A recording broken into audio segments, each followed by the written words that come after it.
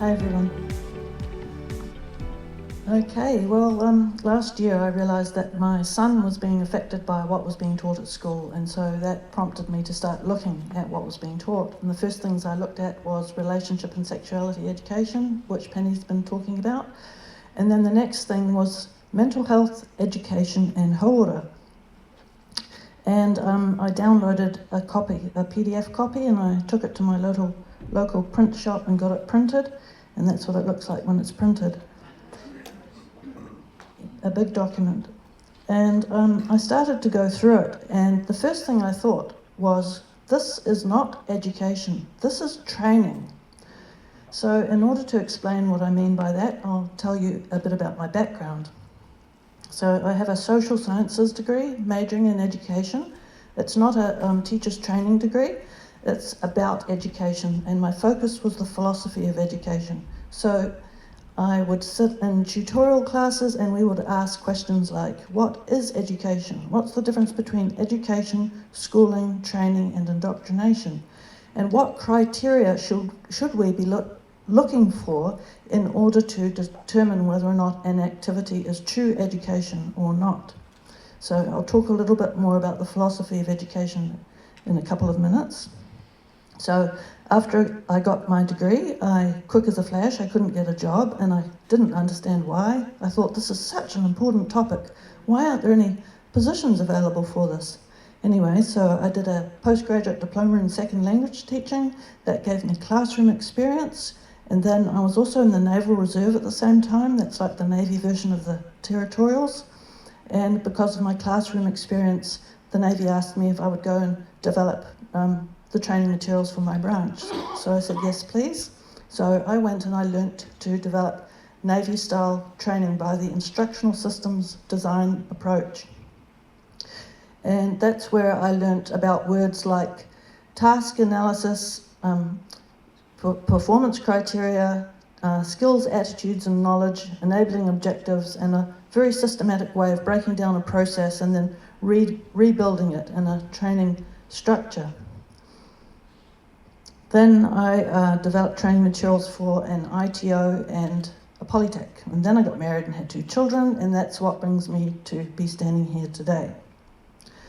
So I'd like to now give you a little introduction to the philosophy of education and ask you please to imagine a staircase of education, schooling, training and indoctrination, which looks like this. So the first 3 are all positive pursuits, and so they're above the waterline, but indoctrination is a subversive pursuit, and so it's set down below. So education, and by this I mean true education enables the student to transcend their environment. In the philosophy of education, we talk about pursuit of the highest good. So everything about true education is always about pursuit of the highest character, the highest competency, and the best of everything. In true education, the teacher has full autonomy, and so they are engaged for their expertise in their subject and also their expertise as a teacher. And they have free rein in the classroom to teach the children as they see fit without any imposition from outside. Schooling enables the student to adapt to a changing environment. So we've got a bit of imposition of structure from a syllabus, from the school or from the nation, an expectation to pass certain exams and use certain textbooks and things like that, but still all positive, all heading for the good of the child. Training enables the student to fit into a static environment. So we're thinking about the military and trade training, where you've got very expensive machinery and lives that we need to preserve, and so training is perfectly appropriate for that kind of situation. So when I developed training in the Navy, my task was to develop documents which were so detailed that they could be handed to any instructor, even an instructor from another branch. If that person knew how to deliver training materials, then the trainees would receive adequate training and they would learn the topic. So when Penny and I talk about prescribed training, that's what we mean. Everything's written down in advance. Indoctrination psychologically corrals the student into a static environment and has a harmful ideological component. So the notion of harm is critical for something to be identified as indoctrination. So we'll keep these thoughts in mind as we carry on. Now, if I was asked to design training materials for school children or teens on the topic of identity, along the same lines as what's in this manual here, which you're going to see shortly, I would say no, because the types of questions which are being asked to our children are very prying and probing, violating their personal boundaries. I would regard that as psychological abuse, and obviously that contravenes the idea of true education. So my answer would be no. However, if I did develop such materials, there are two things I would do first. The first thing is I would activate my students' prior knowledge. So I would ask questions like, what do you already know about the topic of identity? So let's pretend you're my class. What do you already know about the topic of identity? What words come to mind? Personality. Personality? Gender. Gender? Who you are. Who you are? Integrity. Integrity. Role. Family? Role. Role? Ethnicity. Ethnicity? Name. Name? Great. So we've had a little smattering of hearing each other's thoughts. We've activated your prior knowledge. Now, just out of interest, when you're at school, were you asked questions about your identity? No.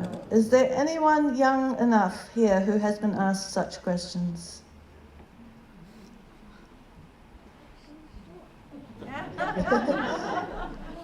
You don't have to answer, that's okay. So most of us have never been asked such questions, and so we have never experienced the discomfort of being asked very personal, prying, probing questions. But we have had people in the audience who have had that, and I've asked them, how did it make you feel? And they said, uncomfortable. The second thing I would do if I was developing these materials is I would present a reputable model of identity. So I asked the Ministry of Education if they could provide a model and a definition, and that's all documented. It's an Official Information Act request, and you can see it online if you're interested. However, they refused to answer my question. They said that there was no need to redefine identity, and it had already been done so in a list of 4 documents that they provided. And I went through those documents and I couldn't find a definition or a model. However, the word identity was used numerous times, but there was no definition and no model. So there's an assumption that everyone knows what identity is, but that's a dangerous assumption, especially when we're teaching children. So then I went online to look for a reputable model, and I settled on this one. This is by Dr. Stephen Stosny. He's an American psychologist. So in case you can't read it, I'll read it out from the bottom. So the 2 dark blue ones at the bottom are base humanity and character. Then going upwards, ideology, beliefs and faith, talents and skills, experiences, group affiliation, race, ethnicity, sexuality and gender at the top. So this model comes from his article called Identity Resilience, which is on Psychology Today. And he lists some key points of his article. And the first key point is, the popular understanding of identity has taken on political meanings that obscure its psychological function. So when we did our brainstorm, activating your prior knowledge, we were all thinking about the popular understanding of identity. But if we were to ask a psychologist, such as Dr. Stephen Stosny, he might say something quite different. And this is what he says. Identity is an organizer of conscious thoughts, feelings, and behaviour choices. So it's not just simply who I am, it has a very particular function. It organises our thoughts, feelings, and behaviour choices. So, if you wanted to modify the thoughts, feelings, and behaviour choices of a population, and remembering what Jacinda said in that video, would it then make sense to modify their identity? So I'll just leave that thought with you. And we'll now have a look at the foundation of identity. And I'll read out to you what Dr. Stosny says about the foundation. Basic humanity is a sense of connection with all humans. It increases respect, appreciation, compassion, and kindness. Identifying with basic humanity alleviates the feelings of isolation that are integral to most psychological distress. It humanizes perceptions of others and culls the negative judgments of self and others that produce so much anxiety and resentment. When in touch with basic humanity, we automatically like ourselves better and treat others humanely. So if we want to solve problems of bullying, discrimination, of anyone for any reason, then it would make sense that we focus our teaching on this foundation level, basic humanity, and foster these attributes in our children. The next level, character, consists of mental and moral qualities, for example, honesty, flexibility, humility, resilience, generosity, and accountability, in addition to personality and temperament. In short, it's how we tend to think, feel, and behave. Okay, is that okay so far? Okay, so now we're going to have a look at the upper rungs. And Dr. Stosny says, identifying with any of the upper rungs of the pyramid at the expense of the foundation causes prolonged stress or dysphoria. This is critical. Most of the ideological and cultural strife in the world, not to mention hate, stems from hyperfocus, so this is a new word for us all, hyperfocus, on any of the upper rungs while violating the foundation. So let's now have a look at this document, Mental Health Education in Haura. It was published in 2018 and provided to all schools, used from intermediate upwards through high school. So children as young as 11 could be taught from this document. However, not all schools do use it. It's got 5 sections: identity, wellbeing, interpersonal skills and communication, health promotion, and warm-up activities. And we're just going to be looking at the very first section on identity, which has 19 lessons, and we'll be looking at the first 2 lessons. Who am I? Thinking about names and labels. And the stated learning objective is students will identify key aspects of their own identity. So they might think, oh, that sounds fun, I like to talk about myself. And so the first activity is fairly harmless, and the students are asked to complete the following sentences. For example, I like to spend time doing, my favourite time of day is, I like it when people ... So these are the sorts of things that children might ordinarily talk about in conversation anyway, and it just earns the trust of the child and draws them into the activities.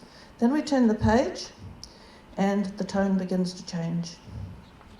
K, a value that I try hard to keep is. So it's not simply a value that I keep is, but a value that I try hard to keep is. This is a very subtle introduction of doubt into the child's mind about their own competency. I would like to change. So now we're introducing a little bit of discontent about their life. If I could change one thing about me, it would be, if only. So what if a child is perfectly content and never thinks any of these thoughts? This activity is forcing them to come up with an answer which is not true with themselves. Then on the other hand, what about a child who is discontent or sad about something in their life? Then this activity is forcing them to, or pressuring them to divulge these aspects of their life. Activity 2, the teacher is directed to ask the students to share their answers with another student, but only the ones they want to share. So this is an acknowledgement of the sensitivity of the information. So this is a sign that it's compromising true education. Then activity 3, my gender is, and sometimes I feel confused about, and by placing D next to C, that suggests that gender is something which is difficult to answer. Then activity 4, the teacher is directed to put this list of labels up, so this is prescriptive training, and get the students to identify the labels they connect with themselves. The first ones are ethnicity, and then we have male, female, undecided, it's complicated. Gay, straight, bisexual, queer, lesbian, asexual, pansexual, not saying. So this is the introduction of vocabulary that some older people, including myself, had never heard of until my son used one of those words. Sister, brother, cousin, niece, nephew, stepsister, stepbrother, but no mention of being a son or a daughter. It's a very subtle omission of the child's relationship with their parents. Feminine, masculine, androgynous, a mix, genderqueer, non-binary, poor, working class, middle class, wealthy, and so on. So now I've got some questions for you. In this lesson, has prior knowledge been activated? No. The students weren't asked what they already knew about it. Has a reputable definition of identity or model of identity been offered to them? No. Do these labels help children towards a healthy, secure identity?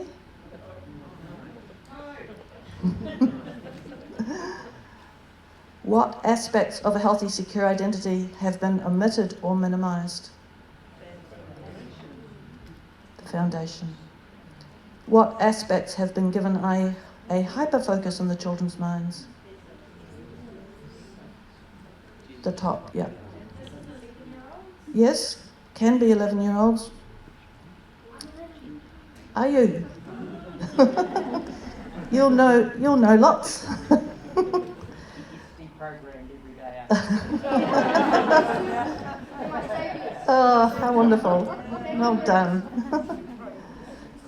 So let's remember what Dr. Stephen Stosny said about this situation. He said, identifying with any of the upper rungs of the pyramid at the expense of the foundation causes prolonged stress or dysphoria. Perhaps this is a reason for our youth suffering so much. I don't like to use the term mental health crisis because I think our young people are being psychologically abused through this type of material, and their distress is justified and legitimate. So if a child has soaked up all the subliminal messages of this particular one single lesson, then their identity has been reconfigured from stable to unstable. The unstable configuration creates a distress and an insecurity and needs a lot of affirmation just to remain stable. If you want to know if a child or young person has been subjected to this process, ask them, what do you regard as the foundation of your identity? Because they'll be familiar with this language. And if they say gender, then they most likely have been subjected to identity disruption. Lesson 2, rangatiratanga, self-determination. Who am I and what do I stand for? Well, not every child stands for something. Many children are just content just being a little kid. And the implication of this title is that you've got to stand for something, which puts psychological pressure on them. Also, this word rangatiratanga, I believe, has been misappropriated, hijacked and used here, and it shouldn't be used in this way. So, the intended learning outcome. Students will define this concept and reflect on what this means in their own life. So it sounds sort of okay, and just a bit more definition, where the goal is to exercise self-advocacy and control over one's life. My take on this lesson is that it's encouraging selfishness in the child. Please do get your own copy and have a look at it, study it for yourself and form your own opinion about it. Because time is short, we're going to skip to activity number 5. The teacher is directed to put the students into groups and then get the groups to read through these 5 scenarios and choose one scenario and then discuss how they're going to solve it. So I'm going to read them out and ask you please to tell me what the common theme is. A teen wants to choose a career or study path that their parents disagree with. A teen wants to follow a different eating pattern from their family. A teen wants to go camping with their friends, but the parents think they're too young. A teen wants to dress a certain way, which their parents and family are not happy with. An 18-year-old wants to move to a different city to go to university, but the parents do not want them to move away. What's the common theme? Yep, parents are the obstacle to them exercising their self-determination. And the implication is they've got to exercise their self-determination if they want to have mental health and be mature. So it creates all kinds of mental conflicts. Here's a little diagram that's meant to represent the family on the left. So what would the diagram look like on the right after this particular lesson? Broken, separated, yeah.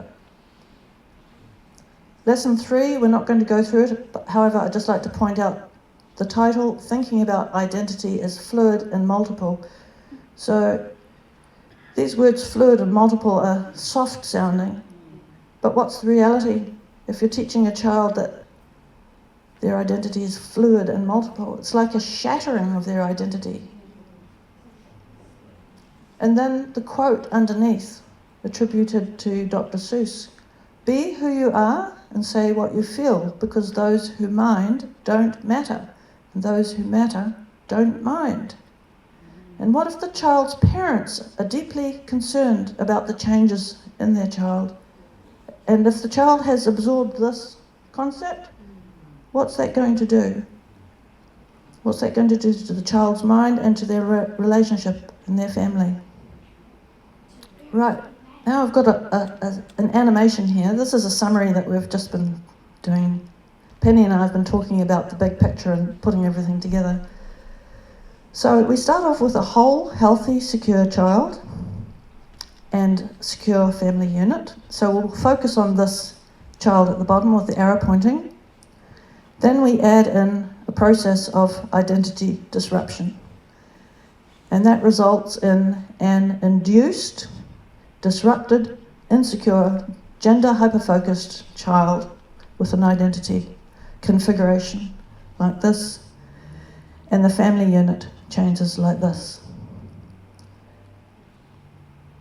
And then the next process is a process of rainbow engineering. So in the school, this avalanche of information is put upon them.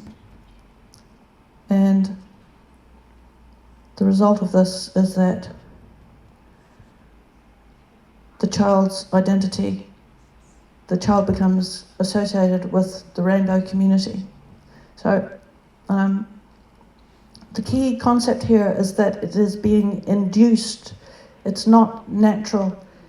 If nothing was done to our children, of course we would still have gay and lesbian children. But what we're focusing on here is the inducement of this community, which has many more numbers than previously. And the family configuration begins to look like this. The next stage is the process of transing the child. And more indoctrination takes place. And the child begins to wonder if they've been born into the wrong body, and their identity is modified and extremely hyper-focused on this one topic, and in a state of distress. And the family unit looks like this.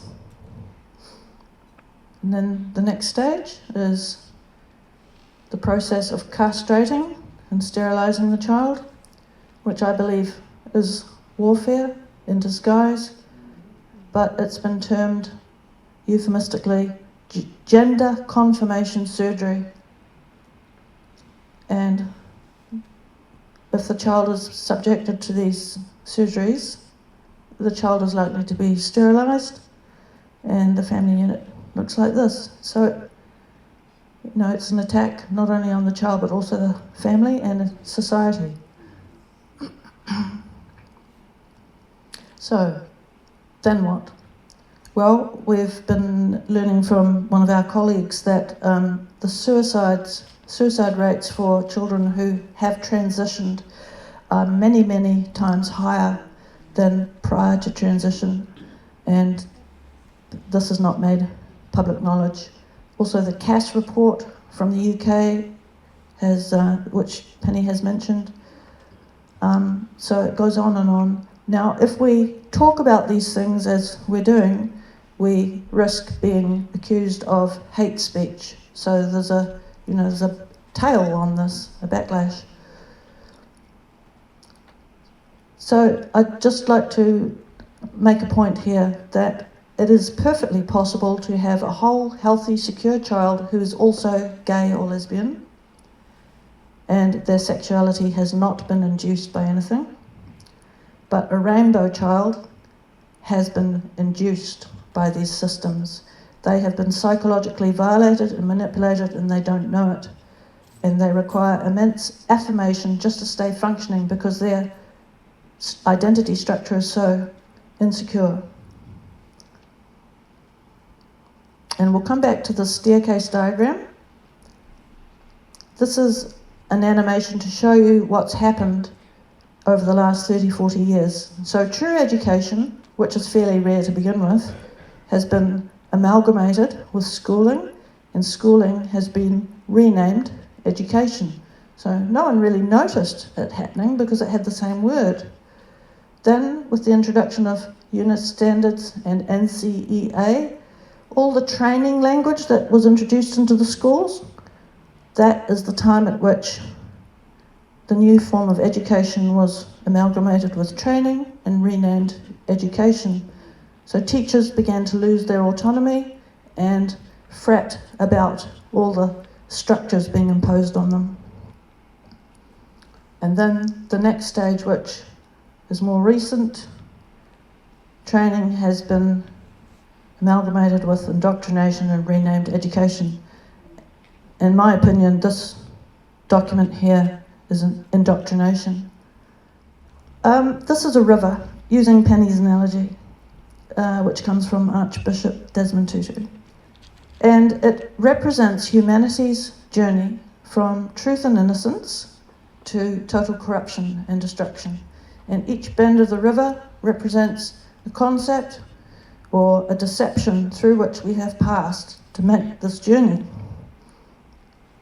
The first bend is temptation, then the knowledge of good and evil, then philosophy, even though I love philosophy. Then we have psychology.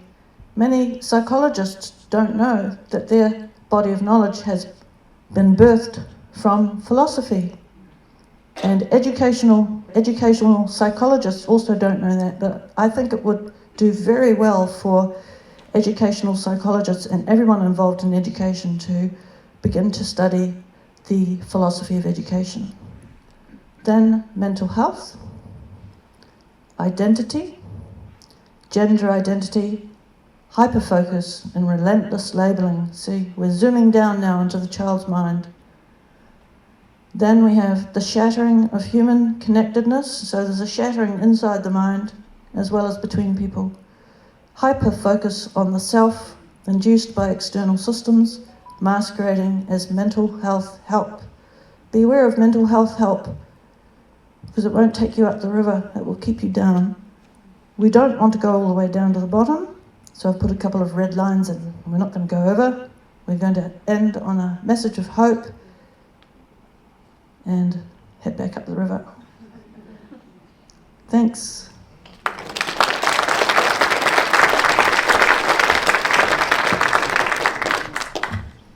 Isn't that really eye-opening?